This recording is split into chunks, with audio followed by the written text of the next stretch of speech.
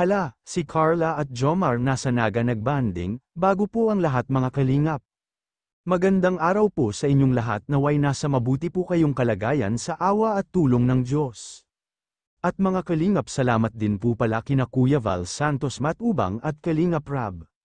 Inalok pala ni Jomar itong si Carla na mag-unwind sa Naga. At ipinagpaalam niya ito kay Kalingap Rab at sa mga magulang ni Carla. Habang nasa Naga sina Jomar at Carla ay nagbonding sila, kumain sa labas at nanood ng movies. Napagkasunduan muna nila Carla at Jomar, na wala mo ng vlog at social media upang masolo nila ang time sa isa't isa at maiwasan na din ang mga issue sa social media.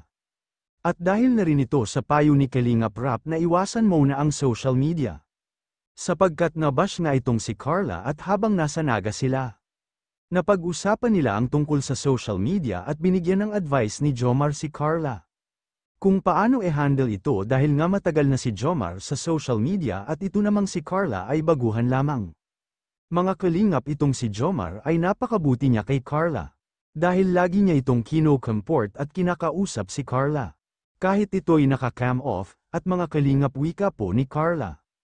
Ang pinaghuhugutan po ng lakas at determination upang manatili bilang isang Kalingap Angel dahil po sa suporta ng kanyang mga magulang.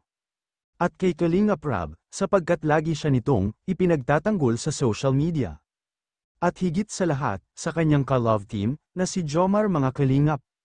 Na hindi nawawala, sa panahon na siya ay depressed, dahil sa bashing sa social media, at mga kalingap, nagbunga po ang pagbabakasyon ni Carla sa Naga, dahil natutunan po ni Carla na maging matatag sa buhay at lumaban sa hamon ng pagsubok, at bagkus ay nakatulong pa itong mga basher, upang tumayo siya at lumaban, na may paninindigan sa kanyang sarili, at isa pa mga kalingap, dito niya nalalaman kung sino ang totoong nagmahal at sumuporta sa kanya. Maraming salamat po mga Kalingap team.